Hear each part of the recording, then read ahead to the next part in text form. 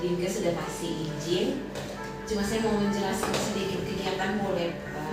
Setidaknya kami ya kasih pelatihan aja, pengenalan, kalaupun nanti setelah program di tahun 2024 itu ada.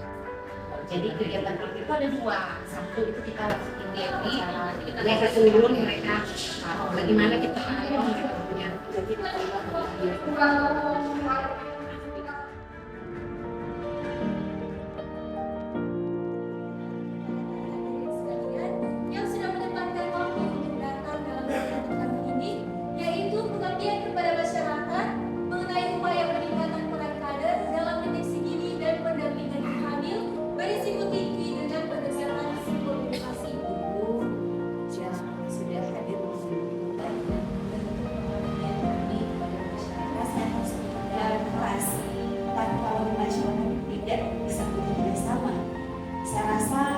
Program ini tidak akan kerja.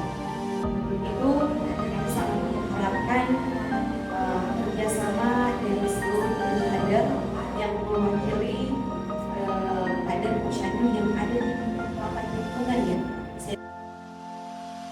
Tinggi juga di sini. 18 tahun anak kedua, berarti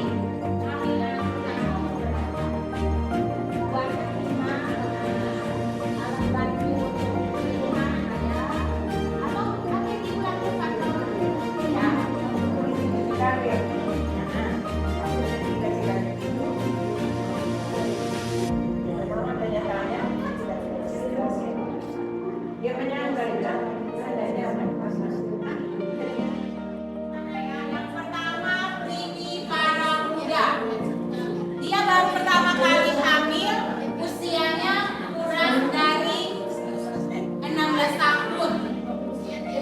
Itu tinggi, tinggi. Jadi itu kenapa kami buat pelatihan ini. Karena kan tidak mungkin ibu bidan yang harus mencari, mendeteksi. Itu butuh kader. Kita ada dapat info kalau di rumah di Jalan Dahlia sana itu ada ibu hamil. Kok kita dapat info kalau dia usia 38 tahun. Nah, di pembagian tuh nanti di sana ibu bagian deteksi, kita bagian kasih penyuluhan. Sekarang kira-kira kita mau lebih dari 35 tahun dan hamil yang pertama.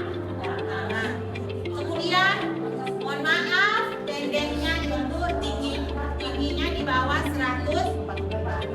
Nah, kalau berdasarkan ini, ibu dikategorikan kehamilan risiko tinggi.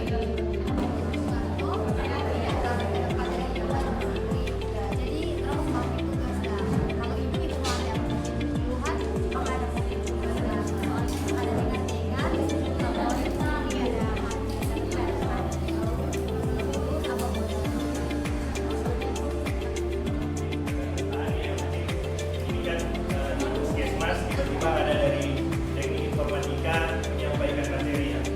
Nah ini sebetulnya seperti yang kita ketahui bersama ini sekarang kan itu cakupannya hanya kecil. Tapi kalau dengan kita menggunakan sosial media, cakupannya bisa besar. Se-Indonesia, se-dunia mungkin. Ya jadi makanya di sini saya sedikit sharing saja ya, bagaimana caranya kita bisa membuat media promosi, misalnya dalam flyer atau apa. Nah itu mungkin kita bisa masukkan ke sosial media. Ibu lain juga tak mengerti masalah yang tadi ada bikin. Kalau misalnya sudah hapus, bagaimana mau masuk utang?